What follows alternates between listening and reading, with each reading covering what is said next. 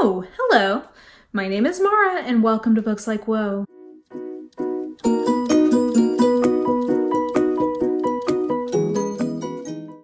So if I am remembering rightly, I think last week you guys saw how I did on my 5-star predictions that I made around this time last year. And as you can see from that video, not great. I picked mostly books that I did in fact end up really enjoying, but I didn't pick anything that turned out to actually be a 5-star. So we're gonna see how I do this time around. And I'm only focusing, so I'm filming this like right at the end of March, early April kind of thing. At this moment, books that are actually on my TBR. So there's a few new releases coming out this year that I think could also end up being 5 stars. But for now, I'm gonna not address those and I'm just gonna focus on what I actually currently have. So I've picked 5 that I think are pretty like, I will be very surprised if these are not at least a 4.5, if not a 5, like 5 pretty strong shoo-ins.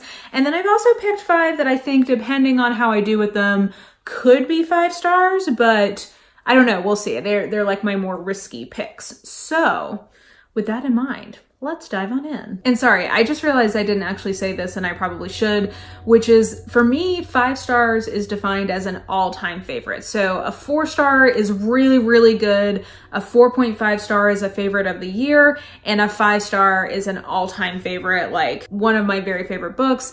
And that's just a really high bar to clear. So that's why I think I have a hard time picking or predicting what my 5 stars are going to be, just because like sometimes it's hard to really be able to guess if something is going to be like something you love but is not an all-time favorite. Like that line is kind of hard to cross. So anyway, just as an FYI, that's part of why I don't have a very high hit rate on these. So I want to start with the book that I'm rolling over from last year's 5-star prediction, because I still haven't gotten to it, but it's on my 19 books I want to read in 2019 list, and I'm gonna get to it this year.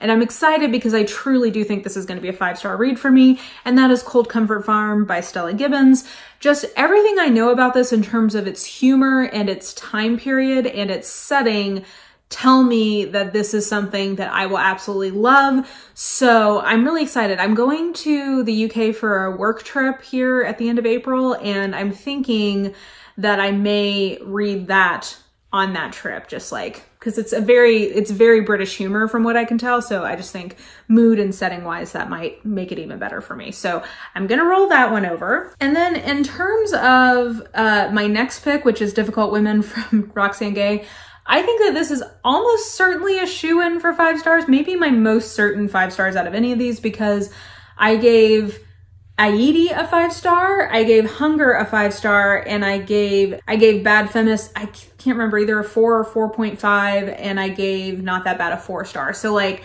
I have a 50% of the books I have read from Roxane Gay have gotten 5 stars for me, and the other 2 got like a 4 and a 4.5. So I really, really love Roxane Gay. These are more short stories from her. So I think this is a pretty safe bet that this is very likely to be a 5-star. Okay, and then we move into some classics territory-ish. So first of all, nonfiction pick is A Room of One's Own by Virginia Woolfe. This is basically like a long essay. And I will just, from everything I know about it and all the quotes I've read from it over the years, I will be shocked if I don't absolutely love this. And if this doesn't become something sort of like Are Women Human by Dorothy Sayers, like just a short piece of feminist literature that's very significant to me. So I think this is a very good chance of being a 5-star. And then I have North and South by Elizabeth Gaskell. Now the reason I'm putting this on the list is because I read and loved Cranford from Elizabeth Gaskell, which is not necessarily one that is universally beloved. Like I think people have pretty mixed opinions on that one. I loved it. So that makes me think that the book that does have pretty much universal praise from people that I know who've read it, I will like even more. Also, premise-wise, this is basically a kind of Pride and Prejudice type story, but just in like the north of England and like sort of an industrial setting and in the Victorian era as opposed to the Regency. So like everything about this tells me that I'm really gonna love it, and it's definitely one I'm hoping I get to read this year.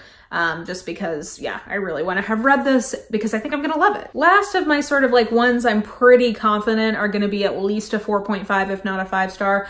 I went with The Tenant of Wildfell Hall. Now, I was back and forth between this and Agnes Grey because I have heard some people who feel very strongly that this is the far superior novel and other people who feel the opposite, that Agnes Grey is the far superior one. Reading the synopses, I think I've landed on this probably being the one that I'm more likely to love. And I love everything I've ever read from a Bronte, and I've heard that Anne is just like this unsung, like we don't give her enough love. So like, I am pretty sure that I'm gonna give this at least a 4.5, but I'm thinking probably a 5-star. Like, I think this is gonna be a new favorite among the Bronte canon.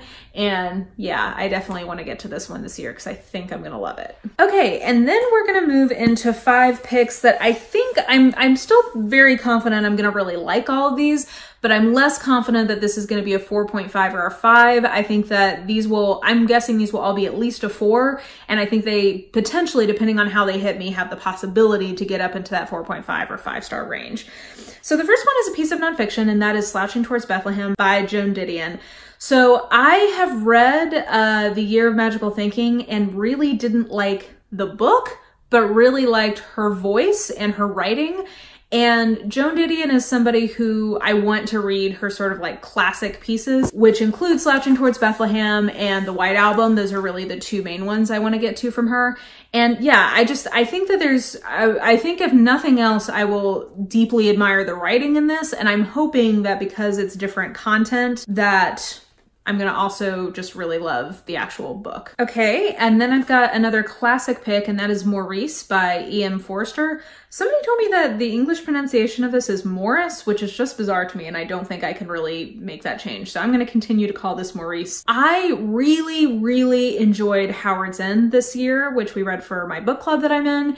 And I think just with the themes that I'm sure are in here based on its content, which is that it was a gay love story written in 1910 and not published until after the author's death. I think that I loved the themes in Howard's End so much that I'm sure are going to be taken even to the next level in this. So I'm just really excited to read this, and I think depending on how well it's executed, this could be a 5-star. Next, kind of one of the only genre fiction type picks I have on this list, and that's honestly because some of the ones that are coming out later this year I think could be 5 stars, but I don't currently have them, so I'm not counting them. But the biggest genre pick I have on this is Jane Doe by Victoria Helen Stone, which is a suspense or like a thriller kind of thing about a woman who is a sociopath, or really kind of like a psychopath. She has no feelings, and like all she's doing is like trying to ruin the life of the man who like hurt the only person she loves or something. The writer, Victoria Helen Stone, that's a pen name. She also writes under Victoria Schwab. No, that's not true. I said that with so much confidence. Victoria Schwab is not the same person as Victoria Helen Stone. Victoria Helen Stone is also known as Victoria Dahl, who is a really good contemporary romance writer, like one of the better ones in terms of like quality of prose, and I think just like wit and voice in her books. Like, she just writes great contemporary romances. So I'm really excited to see what she does with a more suspense type genre book. And yeah, I just think the setup from this, in terms of what I understand the themes are in this, I think I'm gonna love. And a lot of people whose taste really matches my own really loved this book. So I'm thinking that it could be a 5-star suspense type book for me. And then going to a piece of historical fiction, Circe. Now, in terms of the actual setup of this, I would guess this would be a 4-star book, but just based on how universally this is loved, I'm gonna just guess that this might be a 5-star book for me just because of how much everybody loves this. So yeah, that's really kind of the basis, is not even my own taste, but just like the unanimous consensus of the book reading community makes me think that this could be a 5-star for me. And then last, and probably most risky of any of these, is Normal People by Sally Rooney. I say that because this is literary fiction that, from what I can tell, is not very plot driven and is very writing driven. And that can be a tricky sell for me, but just based on the way people talk about this book, I'm relatively optimistic that I'm gonna love it. It's also, from what I can tell, really oriented around friendship, which is a theme that I really, really like and really will draw me into a book.